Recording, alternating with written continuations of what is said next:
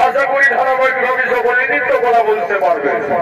নৃত্যরূপী এই বাবার নাম রাখা হয়েছে মা সীতার বনবাস হইতে পিতা পুত্রের মহারাজ।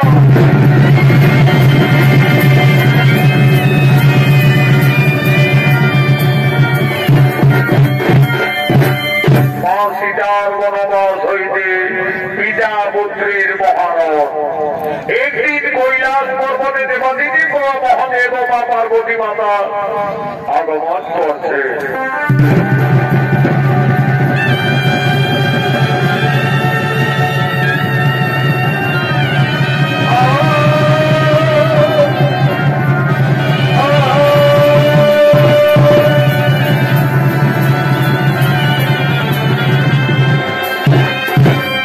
দেবাদিদেব মহাদেবের ভূমিকায় অংশ নিয়েছে নৃত্যশিল্পী জিতেন কৈবর্ত।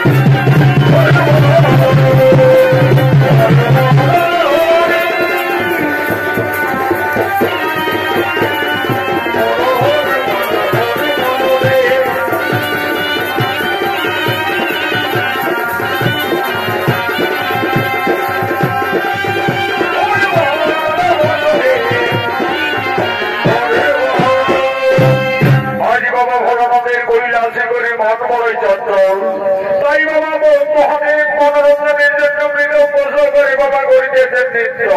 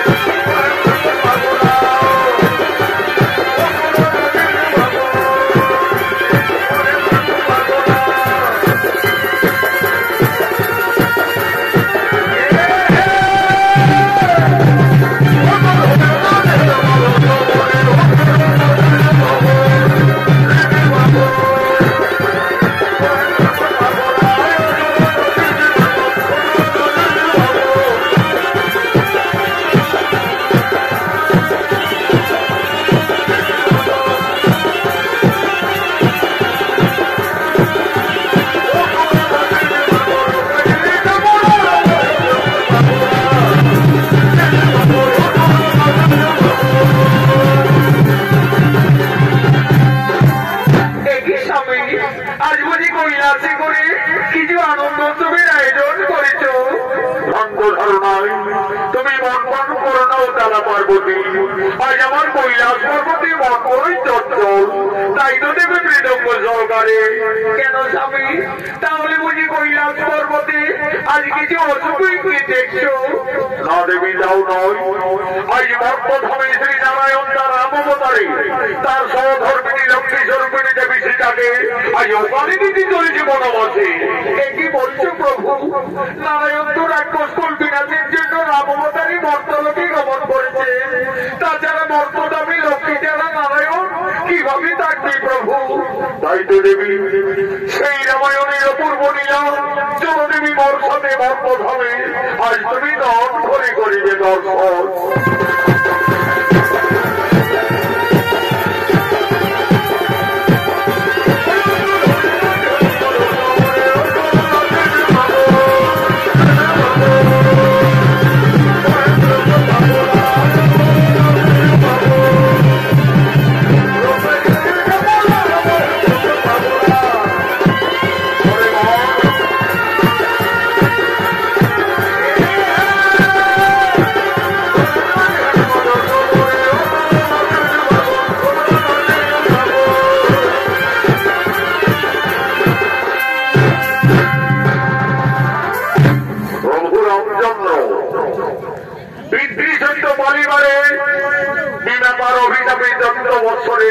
বনবাসে গমন করেছিলেন।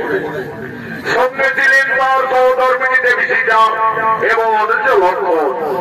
সেই বনবাস থেকে লঙ্কেশ্বর রাজা রাবণ মা সীতাকে জোর করে হরণ করে নিয়ে যায় লঙ্কায়। প্রভু রামচন্দ্র বহু পরিশ্রম করে সাগর বন্ধন করে রাক্ষসকুল বিনাশ করে তার সহধর্মিনী দেবী সীতাকে লঙ্কার থেকে সসম্মানে মুক্তি করে ফিরে আনে অযোধ্যায়। বর্তমানে অযোধ্যার মহারাজ শ্রী রামচন্দ্র এবং রানী দেবী সীতা আনন্দেই রয়েছেন প্রজাবাসী সকলে। আজ মা সীতার সঙ্গে তার 3 সহোদরী বোন ভরত, লক্ষ্মণ, শত্রুঘ্নের স্ত্রী তারা সকলেই অযোধ্যার রাজপ্রাসাদের দিকে আগমন করছে।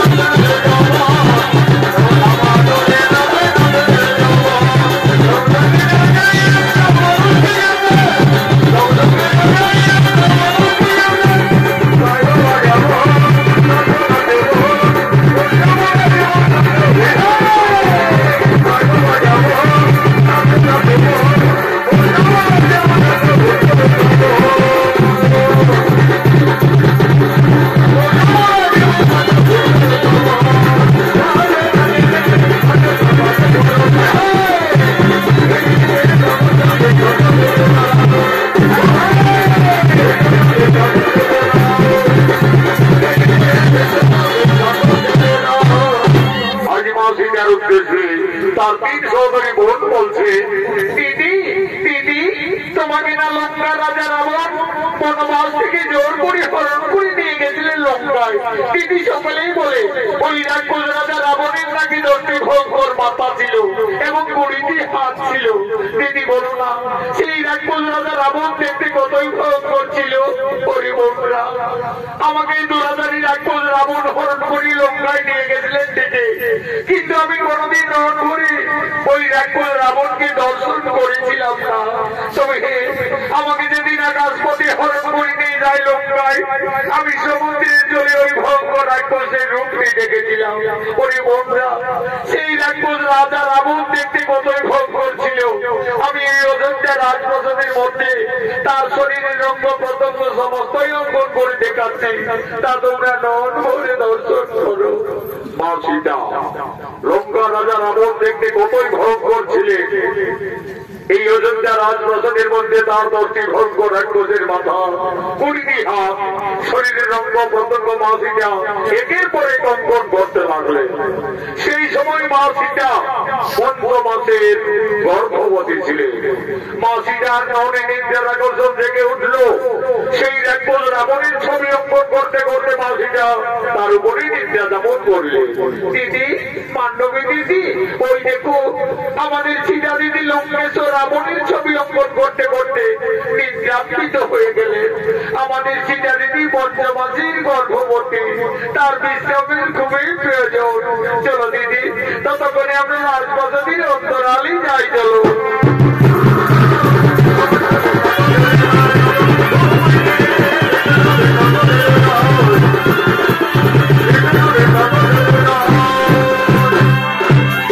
এমন সময় প্রভু রামচন্দ্র ও তার ভাই লক্ষ্মণ এই রাজপ্রাসাদের দিকে আগমন করছে। রাজার বেটা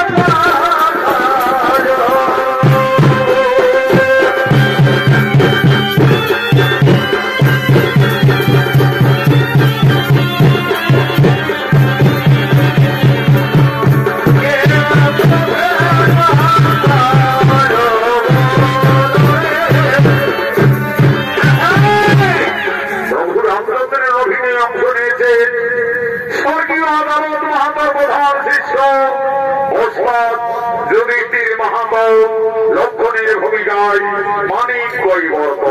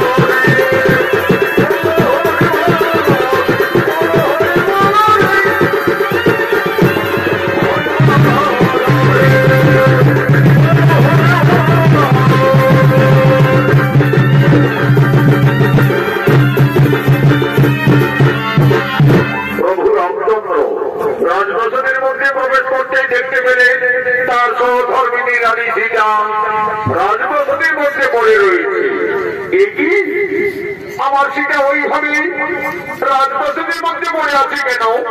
প্রভু এগিয়ে এসে দেখলেন রাক্ষস রাজা রাবণের ছবি অঙ্কন করে তার উপরে তার স্ত্রী নির্যাতন করছে। একই সেটা ওইভাবে রাক্ষস রাজা রাবণের ছবি অঙ্কন করে রাজপ্রাসাদের মধ্যে নির্যাতন করছে কেন? না না না না না না, তা হতে পারে না, তা হতে পারে না। সীতা কেন রাক্ষস রাজা রাবণের উপরে অবগাহন করে রয়েছে? তাহলে কি আমার সীতা লঙ্কা গিয়ে রাক্ষস রাজা রাবণের প্রেমে পড়েছিল? ওই তো সীতা রাক্ষস রাবণকে এখনো ভুলতে পারছে না যে তার ছবি অঙ্কন করে সীতা রাজ উপরে রাজপ্রাসাদের মধ্যে এখনো বিরাজমান রয়েছে। না না না না না না, এই সীতা ওর সতী, এই সীতা কলঙ্কিনী, যার জন্য আমি দিবারাত্রি মনে মনে কেঁদেছি, যার জন্য আমি ওখানে বাড়ি রাজকে হত্যা করেছি, যার জন্য আমি লক্ষ লক্ষ মানুষের সঙ্গে করি সমুদ্র বন্ধন করি রাক্ষসকুল বিনাশ করি, যে জানকীকে লঙ্কার থেকে মুক্তি করে আমি এনেছি। আজ সেই সীতা রাবণের ছবি অঙ্কন করে রাজপ্রাসাদের মধ্যে নির্যাতন করে রয়েছে।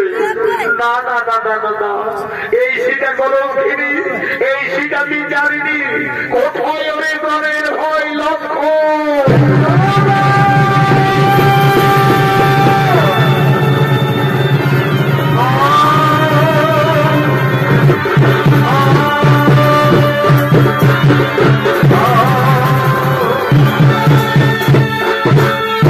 আদেশ করুন দাদা। ওরে ভাই লক্ষণ, ওরে আমার প্রাণের ভাই লক্ষণ, বইতে করে ভাই আমাদের সীতা লঙ্কেশ্বর রাবণের ছবি অঙ্কন করে এই রাজপ্রাসাদের মধ্যে অবগাহন করে রয়েছে। ওরে ভাই লক্ষণ, এই সীতা হয়তো লঙ্কেশ্বর রাবণের প্রেমে পড়েছিল, হয়তো সীতা রাবণ রাজাকে এখনো ভুলতে পারছে না যে তার ছবি অঙ্কন করে সীতা এখনো বিরাজমান রয়েছে। ওরে ভাই লক্ষণ, এই কলঙ্কিনী সীতা যদি আমাদের অযোধ্যা করে থাকে তাহলে আমাদের সূর্য বংশের বদনাম হয়ে যাবে দেবাস, আমাদের রঘুকুলের বদনাম হয়ে যাবে। ওরে প্রাণের ভাই লক্ষণ, এই কলঙ্কিনী সীতার আমি মুখ দর্শন করতে চাই না। যাও তুমি এই বিচারিণীকে দিয়ে এসো নির্বাস করে।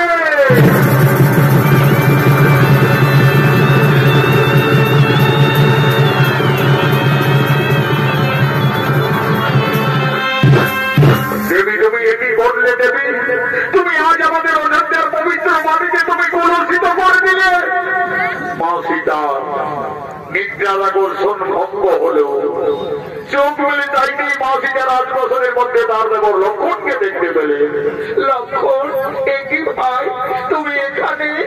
দেবী তুমি একই করেছো দেবী? তুমি কেন দেবী লঙ্কেশ্বর রাবণের ছবি অঙ্কন করলে আমাদের রাজপ্রাসাদের মধ্যে? তুমি তার উপরে শোধ করে নির্যাতন করতেছিলে। তুমি কি সত্যি এই লঙ্কা গিয়ে রাক্ষস রাবণের প্রেমে পড়েছিলে? তুমি কি রাবণকে এখনো ভুলতে পারছো না? আরে ভাই লক্ষণ, আমি কিছু ভুল করিনি রে ভাই। আমি শুধু আমার ওই উর্মিলা মান্ডবী বন্ধের বোঝাবার জন্য এই রাক্ষস রাবণের ছবি অঙ্কন করতে করতে আমি তার উপরেই নির্যাতিত হয়ে পড়েছিলাম রে ভাই।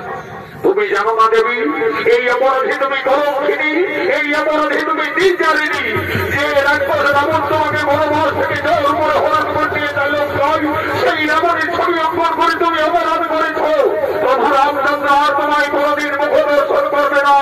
প্রভু আদেশ দিয়ে গেলেন এই মুহূর্তেই তোমায় দিতে হবে নির্বাস করে।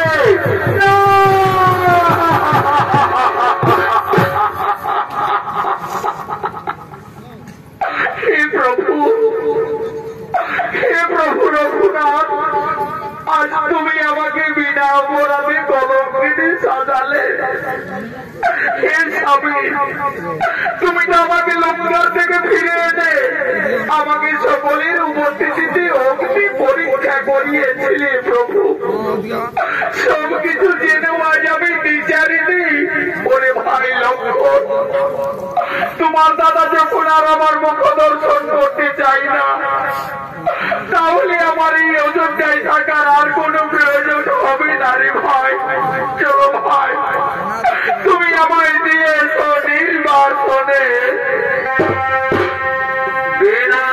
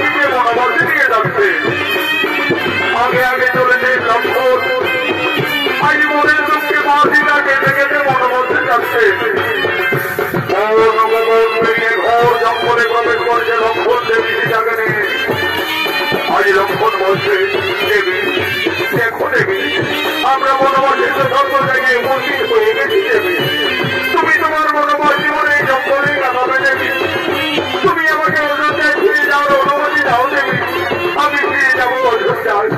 কিন্তু আমি কিভাবে একটি বর্ষবতী নারীকে মনের মধ্যে নিয়ে যাব? তুমি আমায় ক্ষমা করে দাও দেবী, আমায় ক্ষমা করে দাও। যে জানকীর জন্য আমি 12 বছর অনাহারে অনিশ্চয় কাটিয়েছি, যে জানকীর জন্য আমি শক্তিশালী মানবকে ধারণ করেছি, আজ সেই জানকী মাতাকে কিভাবে আমি একলা মনের মধ্যে দিয়ে যাব? আমি ফিরে যাব না দেবী, আমি ফিরে যাব না। ওরে ভাই লক্ষ্মণ, তুমি অযোধ্যায় ফিরে না গেলে আমাকে আরো কলঙ্ক হবে রে ভাই।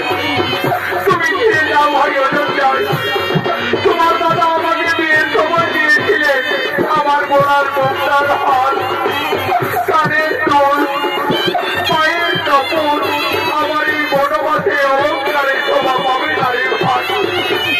এই অলঙ্কারকে তুমি ফিরে দিয়ে যাবে অযোধ্যায়। তোমার দাদা রঘুরাজের কাছে গিয়ে বলবে, দাদা তোমার আদেশ আমি পালন করি। তোমার রানীকে আজ আমি বনবাসে দিয়ে এসেছি, বনবাসে দিয়ে এসেছি।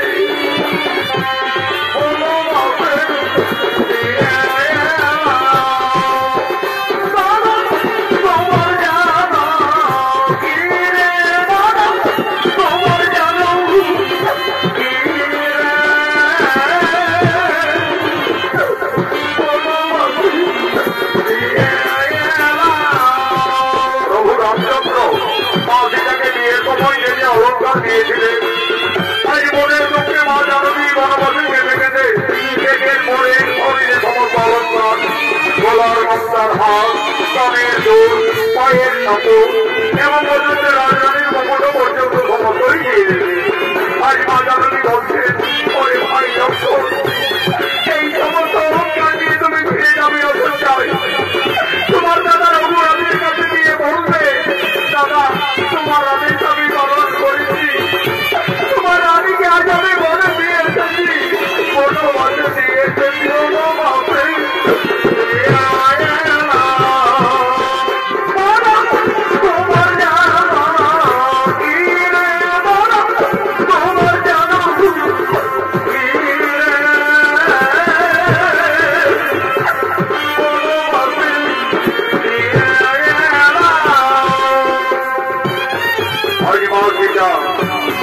সংসার হারা জনম দক্ষিণী বনবাসী আজ মা জানকী মনে মনে কাঁদছে, তার মনের ধারা অবিরত বইছে।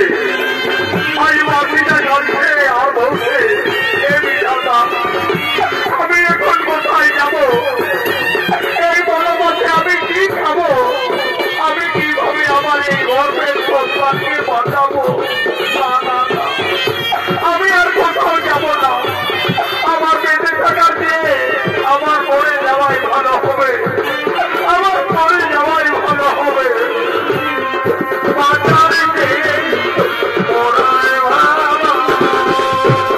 আমি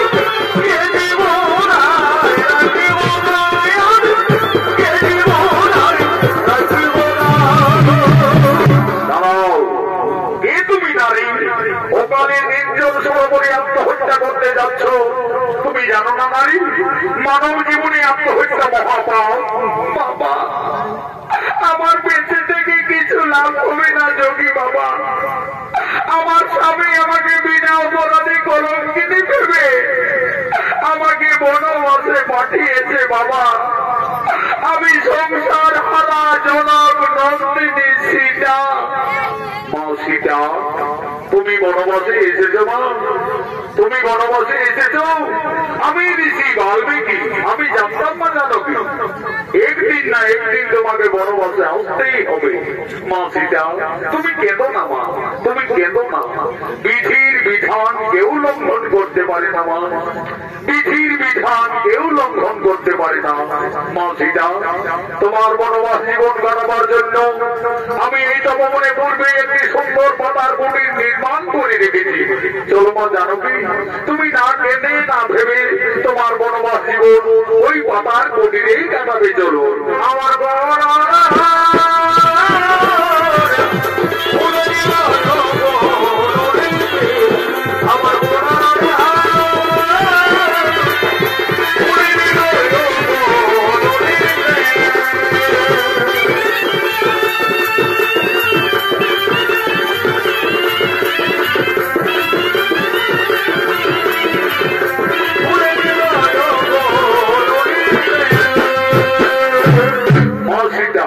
তার বনবাসীগণ ঋষি বাল্মীকির তপমানে কাটাতে লাগলেন। মাসিটার গর্ভের যখন 10 মাস 10 দিন পূর্ণ হয়ে যায়, মাসিটা সুন্দর একটি পুত্র সন্তানের জন্ম দিলেন। আদর করে যোগী বাল্মীকি সেই ছেলের নাম রাখলেন লব। লব দিনের পর দিন মুনির তপবনে বড় হয়। আজ মুনি বাল্মীকি যোগ সাধনার জন্য আগমন করছে।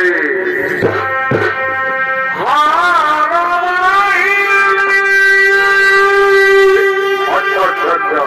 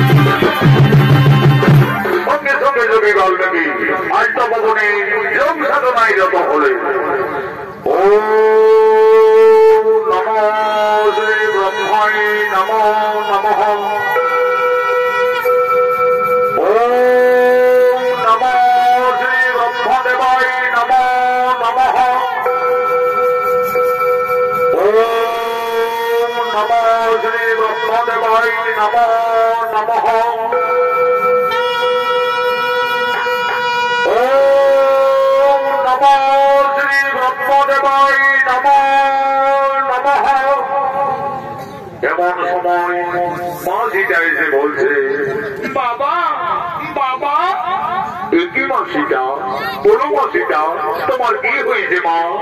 বাবা, আমার ছেলে লোক ওই দেখো বাবা, সে কোন বৃক্ষতলে ঘুমিয়ে আছে।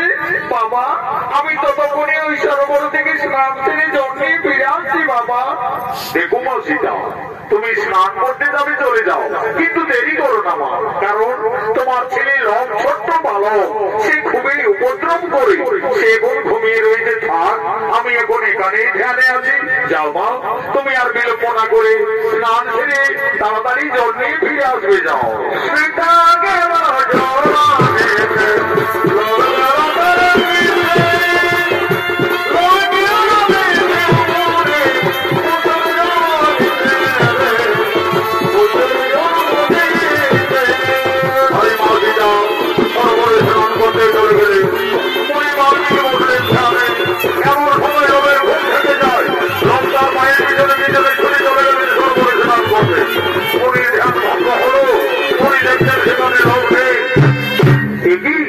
লোক তো বৃক্ষ তোলে ঘুমিয়েছিল, তাহলে ছেলেটি হঠাৎ গেল কোথায়?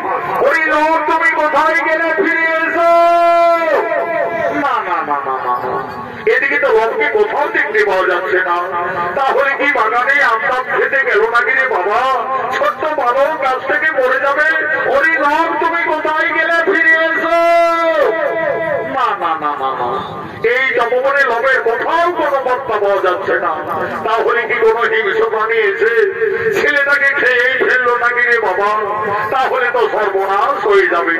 সীতা সংসার হারা জনম দুঃখিনী বনবাসে, তার একমাত্র সম্বল তার পুত্র লোক। লোককে রেখে মা সীতা সরোবরে স্নান করতে গেছে, ফিরে এসে তার পুত্রকে না দেখতে পেয়ে মা জানকী নিশ্চয়ই কেঁদে কেঁদে পুত্রকে প্রাণ ত্যাগ করবে। না না না না না, আমি যোগী বাল্মীকি, আমি মা সীতার আর দুঃখ সইতে পারবো না। সঙ্গে সঙ্গে যোগী বাল্মীকি লোককে তপবনে না দেখতে পেয়ে লোভের সময় আর একটি সন্তানের মনে সৃষ্টি করতে চলেছে।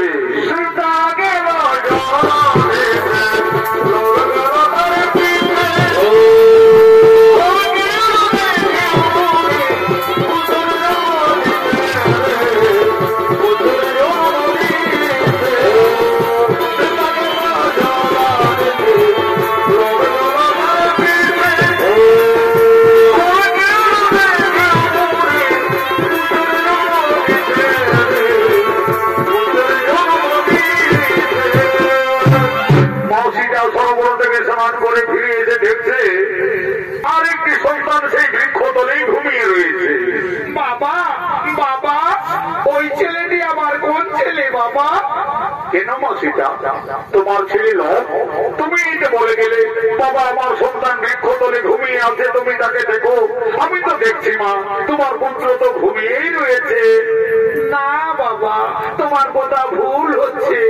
এই দেখো বাবা, আমার ছেলে তো আমার সাথে সাথে সরোবরে স্নান করতে গেলেন। মা সীতা, আমার ভুল হয়ে গেছে মা, আমি ভুল করে ফেলেছি মা। আমি ভেবেছিলাম লোককে এই তপবনে কোনো হিংস্র প্রাণী খেয়েই দিয়েছি। তোমার দুঃখ না সইতে পেরে মা জানকী আমি যে আরেকটি লোকের সম সন্তানের সৃষ্টি করেছি মা। এই লোক যেমনি তোমার সন্তান আমি সৃষ্টি করেছি, তার নাম রেখেছি কুশ। কুশ হবে তোমার ঠিক তেমনই সন্তান। কুশ কুশ, তুমি উঠে এসো কুশ। ওই দেখো কুশ, তোমার মাথা দাঁড়িয়ে আছে। যাও কুশ, তুমি তোমার মায়ের করে চলে যাও। মা সীতার একটি সন্তান ছিল, যোগী বাল্মীকির আশীর্বাদে মা সীতার দুইটি পুত্র হয়ে গেল। তার দুই সন্তান লঙ্কুশকে নিয়ে তার বনবাস জীবন আনন্দেই কাটাতে চলেছে।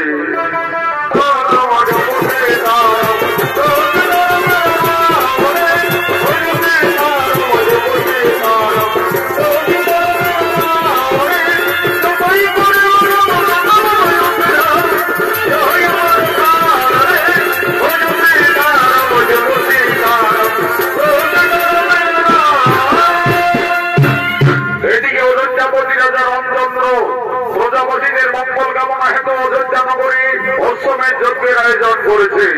যজ্ঞ সভায় গুলো গুলো বৈশিষ্ট্য রাজা রামচন্দ্র, ভরত, লক্ষ্মণ, শত্রুঘ্ন, মন্ত্রী, সেনাপতি, সুমন্ত, ভাস্কর সকলেই আগমন করছে। ভাই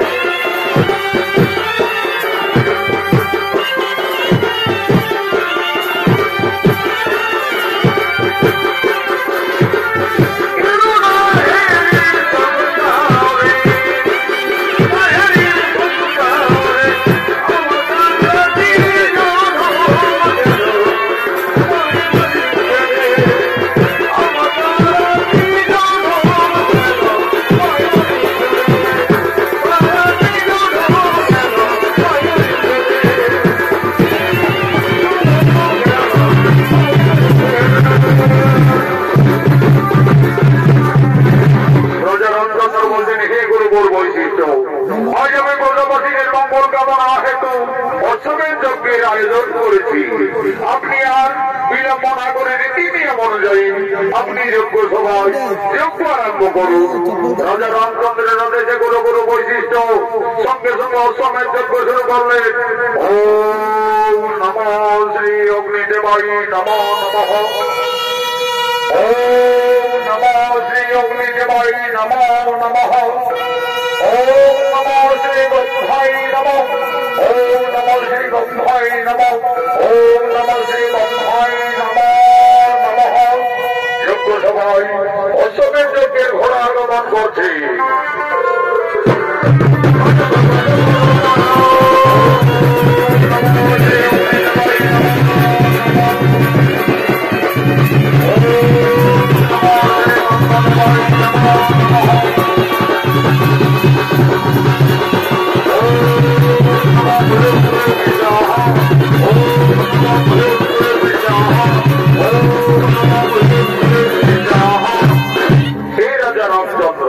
আমাদের অশ্বমেধ যজ্ঞ প্রায় সমাপনের মুখে। আপনি আর বিলম্ব না করে এই অশ্বমেধ যজ্ঞের ঘোড়া গোপনে লিপিবদ্ধ করুন।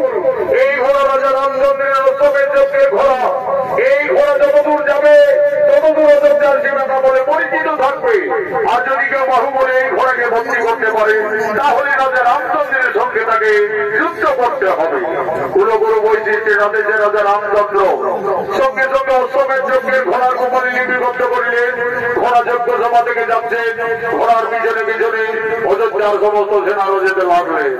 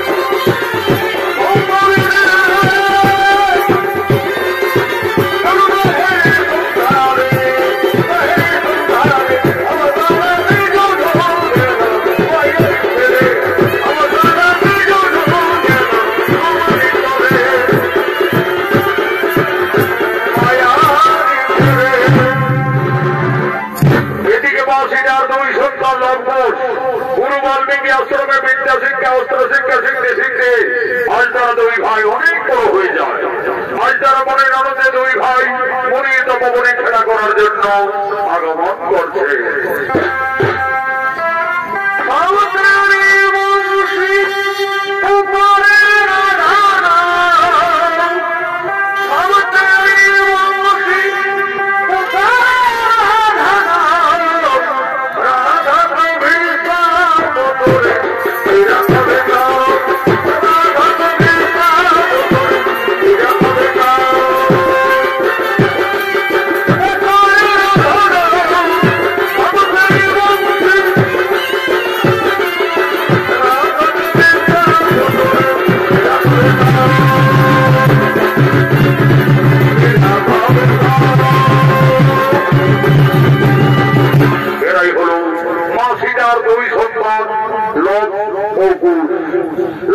দুই ভাই গুরু বাল্মীকির আশ্রমে বিদ্যা শিক্ষা অস্ত্র শিক্ষা শিখতে শিখতে আজ তারা দুই ভাই অনেক বড় হয়ে যায়। আজ তারা মনের আনন্দে দুই ভাই মনির তপবনে খেলা করার জন্য আগমন করছে। এই লবকুশের ভূমিকায় অংশ নিয়ে আপনাদের মহামঞ্চে নৃত্য পরিবেশন করে দেখাবেন পুরুলিয়া জেলার জঙ্গল মহোৎসবে মেডেল প্রাপ্ত তরুণ চিত্রশিল্পী আকাশ চন্দ্র মাহাতো, বিকাশ চন্দ্র মাহালি।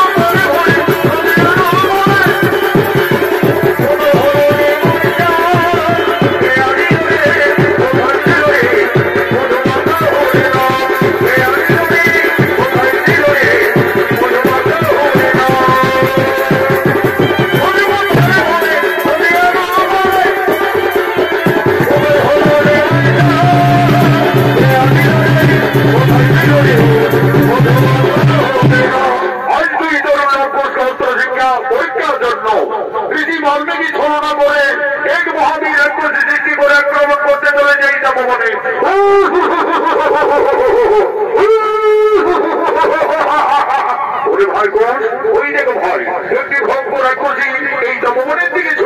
আছে। চলো ভাই, ততক্ষণে আমরা কুটিরে পালিয়ে যাবো। চলো না দাদা, আমরা কুটিরে পালাতে যাবো কেন? আমাদের তো ঋষি বাল্মীকি অস্ত্র শিক্ষা শিখিয়েছে। চলো না দাদা, সেই অস্ত্র মানে ওই রাক্ষসীকে আমরা বিনাশ করে দেবো। তবে তাই চলো ভাই, তাই চলো। এই রাক্ষসী এই তপবনে আর এক পাবে নিয়ে এলে আজ তোকে আমরা সকলে বিনাশ করবো। কি এ তো সাহস তোদের ওই ঋষি ভালো, আজ তোদের আমি এই তপবনে খেয়ে ফেলবো।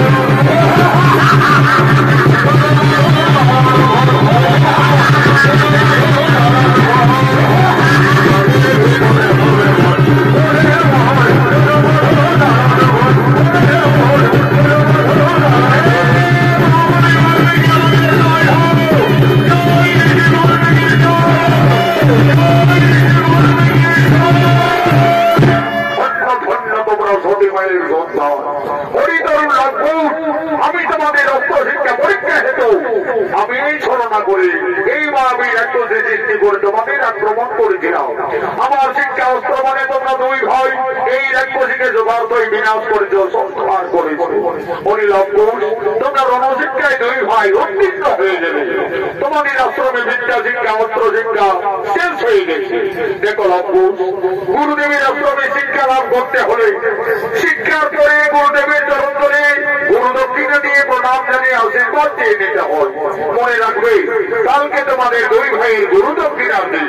তাই আমি ঋষিব, আমরা কালকে আশ্রমে আসার সঙ্গে সঙ্গে আমরা দুই ভাই আমাদের গুরু দক্ষিণা নিয়ে আসবো। দেখো লঙ্কুশ, ভুলে যেও না কিন্তু কালকে তোমাদের দুই ভাইয়ের গুরু দক্ষিণা দিই।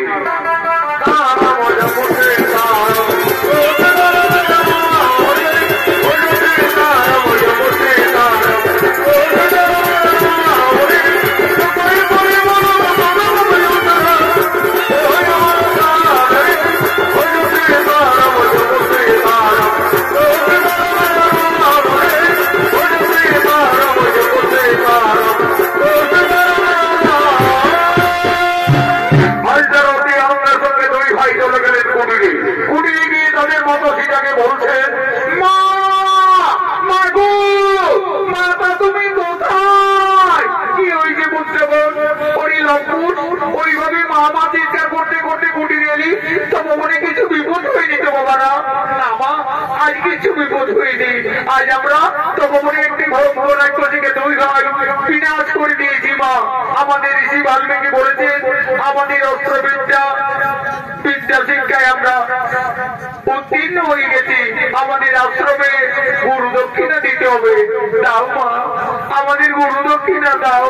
ওরে পুত্রগণ, ওরে লঙ্কুশ, তোমরা তো দুইজনেই বড় হয়েছ, তোমরা তো সকলেই বুঝতে পারছো আমরা যে বনবাসী পুত্রগণ, আমাদের কুটিরে কিছু নেই লঙ্কুশ। আমি কি দিয়ে তোমাদের গুরু দক্ষিণার থেকে মুক্তি করব? মা তুমি কেঁদো না মা, তুমি কেঁদো না। তোমার দিবারাত্রি কান্না আমরা যে আর কিছুতেই সইতে পারি না। জানো মা, আমাদের ঋষিবর বলেছেন চুরি করা অপরাধ হই, কিন্তু যে নেওয়া অপরাধ হই না। ওই তো মা, ওদের ওই নগর দেখা যাচ্ছে। চলো না মা, আমাদের গুরু দক্ষিণার জন্য সকলের কাছে কিছু কিছু সাহায্য চেয়ে নেবে মাতা। মা সীতা একদিন ছিলেন অযোধ্যার মহারানী, আজ সে ভাগ্য ফেরে সংসার হারা জনম দক্ষিণী বনচারিণী। তার দুই সন্তান লঙ্কুশের গুরু দক্ষিণা দেওয়ার মতো মা সীতার কুটিরে কিছুই নেই। আজ মনের দুঃখে মা জানকী কেঁদে কেঁদে এই নগরের ধারে ধারে সকলের কাছে করজোড়ে নিবেদন করছে, হে ভক্তগণ, আজ আমি খুবই সংকটে পড়েছি। আমার দুই সন্তান লঙ্কুশের গুরু দক্ষিণা দেওয়ার মতো আমার কাছে কিছুই নেই।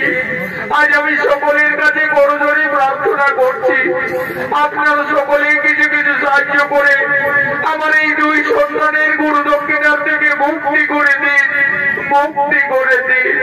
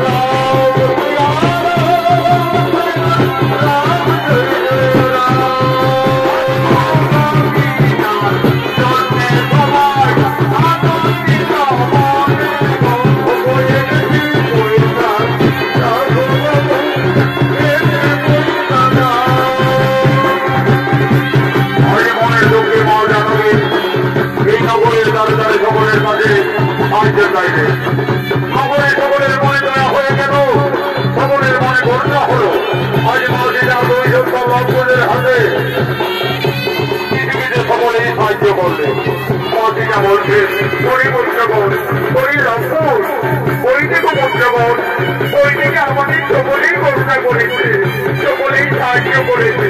এই মন্দিরে তোমরা আশ্রমে গিয়ে গুরুদেবের সহকারী প্রণাম জানিয়ে তোমরা আশীর্বাদ চেয়ে দিবে বলছে।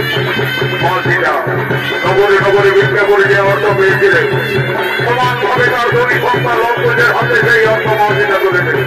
আই বাজানোকে বলছে পরিপঞ্চগণ আর বিলম্ব করো না, যা পঞ্চগণ এই মন্দিরে তোমরা আশ্রমে গিয়ে তোমরা দক্ষিণা থেকে মুক্তি হবে যাও। মা তুমি কেন না, তুমি কুটিরে যাও মা, পুরো দক্ষিণা দিয়ে আমরা অচিরে ফিরে আসবো মা, অচিরে ফিরে আসবো।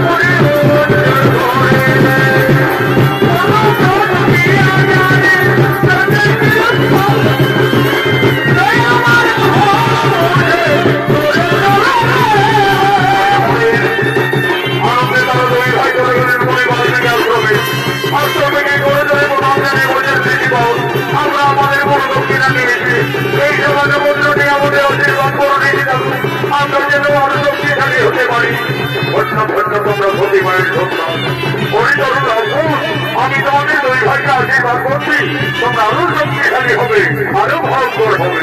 এই নাও জীবন, এই নাও আমাদের গুরু দক্ষিণা।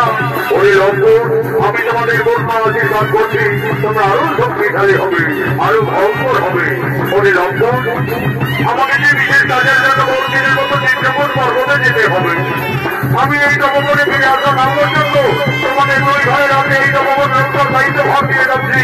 তোমরা আমার হাতে পালন করে যাবে, এই তপবনের কিছু ক্ষতি হতে দিও না। তাই আমি জীব আমরা দুই ভাই এই তপবনে রক্ষা করবো, এই তপবনের কিছু ক্ষতি হতে দেব না। তাহলে আমি যাই চিত্রকূট পর্বতে।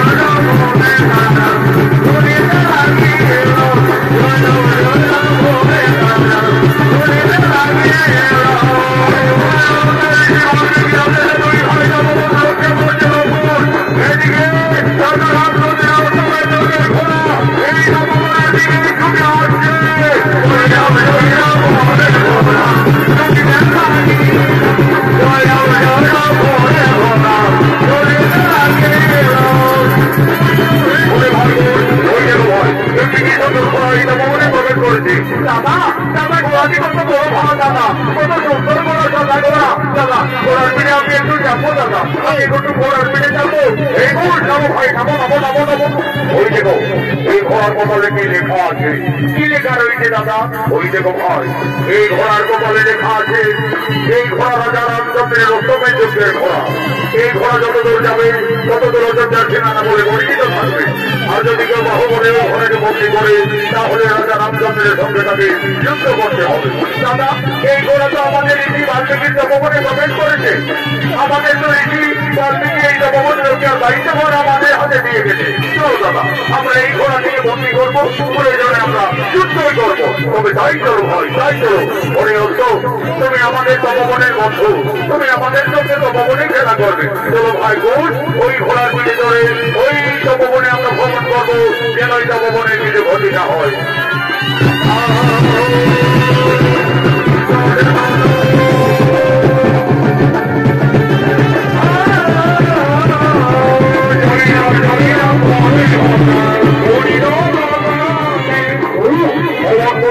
হনুমান এসে বলতে নেই বিতর্ক মানবর তোমাদের এত সাহস অসম্ভব কি করে আমার প্রভু রাজা রামচন্দ্রের ঘোড়াকে তোমরা এই নবমনে বন্দী করে লেগে দাও তোমাদের আত্মপরিচয় কি আমাদের পরিচয় আমরা সতীবাইয়ের সন্তান ঋষি বাল্মীকির শিষ্য দুই ভাই রঘুপুর বুদ্ধিমতী হনুমান বলতে পারবে সতীবাইয়ের সন্তান হল রঘুপুর তাহলে কি এরা আমার বাবা সীতার সন্তান আমি কিভাবে আমার প্রভুর সন্তানদের সঙ্গে যুদ্ধ করবো তার চাইতে যদি আমি এদের সাথে বড় স্বীকার করি তাহলে রাজা রামচন্দ্রের সঙ্গে বাবা সীতা একদিন না একদিন অবশ্যই মিলন ঘটবে বুদ্ধিমতী অন্তর্জামী গমন বন্ধ হনুমান সে ছলনা করতে লাগলে এইবার তোমার এই ঘোড়াকে না থাকলে এই গোলার কাছে তোমাদের শেষ করে দেবো কি হনুমান তুমি আমাদের বই দেখাবে আমরা বই পাই না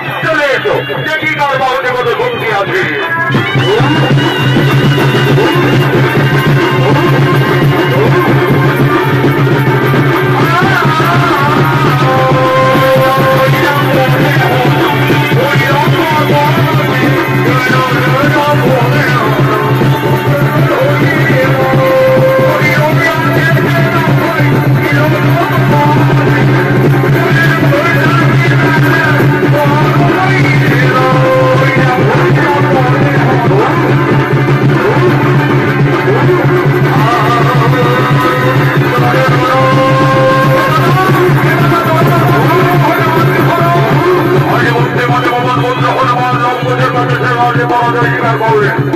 হনুমানকে রামপুর বেঁধে রাখলেন এই নবমনের বৃক্ষে এমন সময় উপস্থিত হয়ে যায় ভরত শত্রুঘ্ন এই মূর্খ মানব তোমাদের এত সাহস আমাদের রক্তকে এই নবমনে বন্দী করিলে কেন ছেড়ে দাও তাহলে রণের কাছে প্রস্তুত হয়ে যাও আমার বস্তুটা দিয়ে চলে এলো দেখিতে হবে আর কে দিতে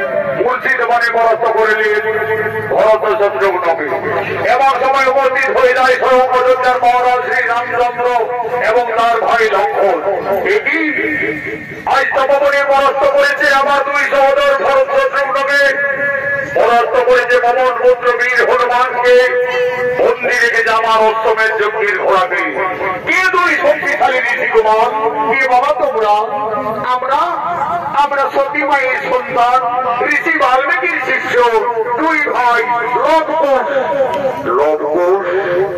তোমাদের তো আগে কখনো দেখা যায়নি দেখো লবকুশ এই ঘোড়াকে তোমরা বন্দী করে ভুল করেছ এই ঘোড়াকে তোমরা মুক্তি করে দাও বালকন তাহলে তুমি এই অযোধ্যার মহারাজ শ্রী রামচন্দ্র হে বালকন তোমাদের অনুমান সত্য আমি অযোধ্যাপতি ত্রিলোক বিজয়ী রাজা রামচন্দ্র রাজা ওই ঘোড়ার কপালে লেখা রয়েছে এই ঘোড়া যতদূর যাবে ততদূর অযোধ্যার সীমানা বলে পরিচিত হবে হে বালকন তোমরা ঠিকই বলেছ এই ঘোড়া আমার অশ্বমের যজ্ঞের ঘোড়া এই ঘোড়া যতদূরই যাক না কেন ততদূর আমাদের অযোধ্যার সীমানা হিসাবেই পরিচিত থাকবে রাজা তাহলে তো বিনা যুদ্ধে এই ঘোড়াকে আমরা এই তপবন থেকে কিছুতেই ছেড়ে দেব না আমাদের ঋষি বাল্মীকি এই তপবন রক্ষার দায়িত্বভার আমাদের হাতে দিয়ে গেছে তাই তো আমরা বন্দী রেখেছি তাহলে তোমরা রণের জন্য প্রস্তুত হয়ে যাও বালকন আমার সঙ্গে তোমাদের দুই ভাইকে রণ করতে হবে আর আমি ত্রিলোক বিজয়ী রাজা রামচন্দ্র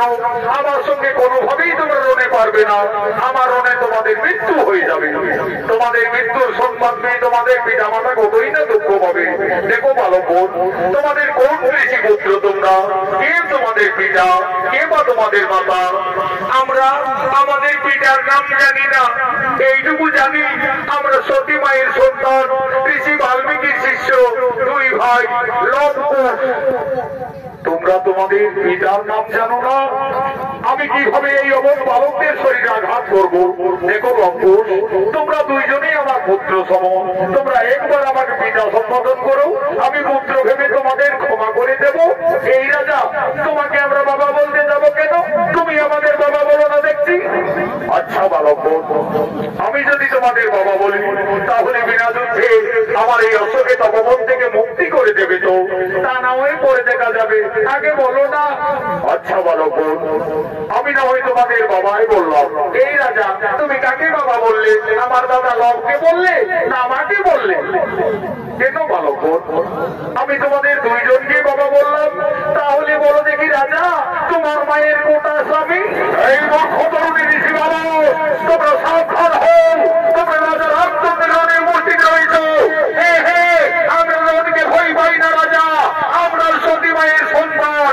চলে এসো রাজা রামচন্দ্র, বিনা যুদ্ধে না সারিব শ্রমের যজ্ঞের ঘোড়া।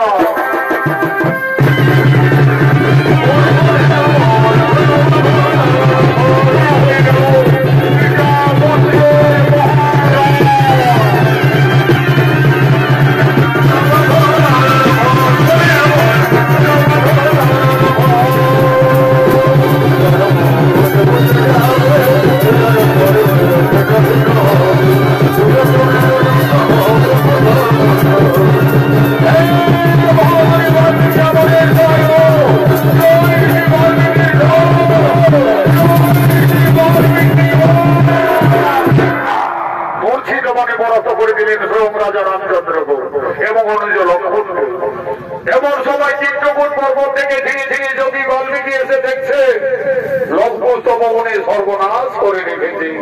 ওই লক্ষ্মণ, ওই চিত্রকূট কোথায় তোরা? এই হবে আমার অবর্তমানে এই মহান রাজাদের সঙ্গে। ঋষিবর, আমরা তো তোমার আদেশ পালন করেছি, এই তপবন রক্ষা করতে গিয়ে এই রাজাদের পরাস্ত করে রেখেছি। ঋষি দাদু, আমরা একটি জান্ত হনুমানকেও বন্দী করে রেখেছি। তোরা আমার হনুমান নাকি? কোথায় হনুমান বন্দী করে রেখেছি? ওই দেখো ঋষি দাদু, ওই তপবনের বৃক্ষ বেঁধে রেখেছি। ওরে বাবারে, এই যে পবন পুত্র বীর হনুমান, এই হনুমানকে তোরা বন্দী রেখেছিস? ওরে লক্ষ্মণ, এই রাজাদের না জেনে না শুনে কেন তাদের উপরে রং করেছিস, আঘাত করেছিস? জানি ঋষি দাদু, ওই রাজা বলছে আমি অযোধ্যার মহারাজ শ্রী রামচন্দ্র, আমার অশ্বমেধ যজ্ঞের ঘোড়াকে বিনা যুদ্ধে ছেড়ে দাও। আমরা ছাড়িতে ঋষি দাদু, আমরা তোমার আদেশ পালন করেছি। ওরে লক্ষ্মণ, আমার আদেশ পালন করতে গিয়ে তোরা তো নিজেরাই নিজেদের এই সর্বনাশ করে নিয়েছি। যা যা, তোদের মাতা সীতাকে তোরা তাড়াতাড়ি তপবনে ডেকে নিয়ে আয়। তোদের মাথায় বলবে ওই রাজার সঙ্গে তোমাদের পরিচয় কি। মা, মা গো, তুমি তাড়াতাড়ি তপবনে এসো মা, আজ আমরা যুদ্ধে জয়ী হয়ে গেছি মা। ওরে লক্ষ্মণ, কোথায় যুদ্ধ করেছো পুত্রগণ? কেন যুদ্ধ করেছো? মা, আমরা তপবন রক্ষা করতে গিয়ে, দাদুর আদেশ পালন করতে গিয়ে আমরা যুদ্ধে জয়ী হয়ে গেছি মাতা। একটি জান্ত হনুমানকে পরাস্ত করে বেঁধে রেখেছি। ওই লক্ষ্মণ, কোথায় হনুমান বেঁধে রেখেছে পুত্রগণ? ওই দেখো মাতা, ওই তপবনের একটি বড় বৃক্ষে বেঁধে রেখেছি। ওই লক্ষ্মণ, এই যে পবন পুত্র বীর হনুমান, এই হনুমানকে তোরা কেন বেঁধে রেখেছিস বাবারা?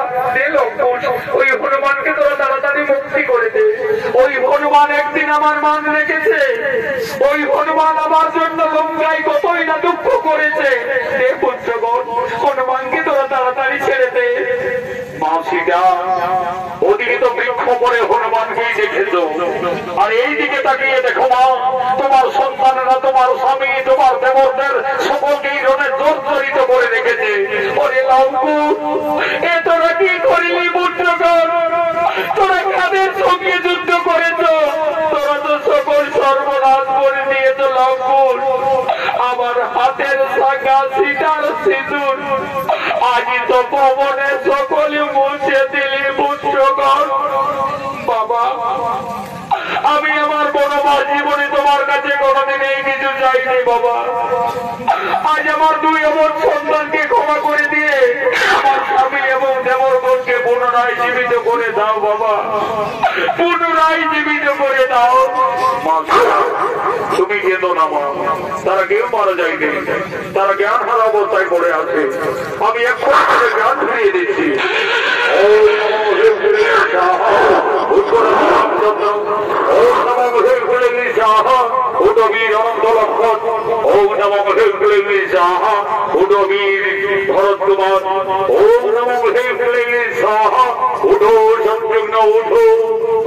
এ রাজা রামচন্দ্র, তুমি ত্রিলোক বিজয়ী রাজা রামচন্দ্র, তুমি আমার অবর্তমানে এসে আমার এই তপবনে আমার এই দুই তরুণ শিষ্যর সঙ্গে এইভাবে রণ করতে পারো না, এইভাবে যুদ্ধ করতে পারো না।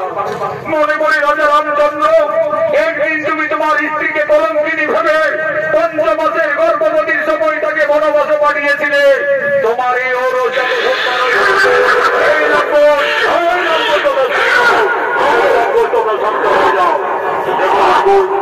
যে রাজাদের সঙ্গে তোমরা যুদ্ধ করছো, ঝগড়া করছো, তাদেরকে তোমরা জানো না তারা তোমাদের এই বংশের লোক, সম্পর্কে সকলেই তোমাদের কাকা। আর যে রাজা রামচন্দ্রের সঙ্গে তোমরা রণে জর্জরিত, ওই রাজাই হলো তোমাদের জন্মদাতা পিতা। পৃথিবীর ওই রাজা আমাদের জন্মদাতা পিতা। হে লক্ষ্মণ, ওই রাজা রামচন্দ্রই তো হলো তোমাদের জন্মদাতা পিতা। যাও, তোমাদের ভুল স্বীকার করে তোমাদের পিতার কাছে তোমরা ক্ষমা চেয়ে নিয়ে যাও। পিতা, পিতা আমাদের ক্ষমা করে দাও পিতা, আমরা ভুল করে রণ করেছি পিতা, আমাদের ক্ষমা করে দাও। হরিপুত্রগণ, আজ আমি বলতে পারছি, আমি যেদিন আমার সীতাকে লঙ্কা থেকে রাক্ষসকুল বিনাশ করে আমি অযোধ্যায় এনেছিলাম, সেই দিন লঙ্কায় কেঁদে কেঁদে রাবণের মাতা নিকষা আমায় অভিশাপ দিয়েছিলেন। বলছিলেন, ওরে রাজা রামচন্দ্র, আজ যেমন আমাকে সোনার লঙ্কায় আজ শ্মশানে আমাকে টানতে হচ্ছে, আমিও তোমাকে অভিশাপ দেব, তুমিও ত্রিলোক বিজয়ী হলো। একদিন না একদিন তোমার পুত্রের হাতেই তোমার পরাজয় নিশ্চিত থাকবে। আজ আমি বুঝতে পারছিলাম, তোমরাই আমার পুত্রগণ।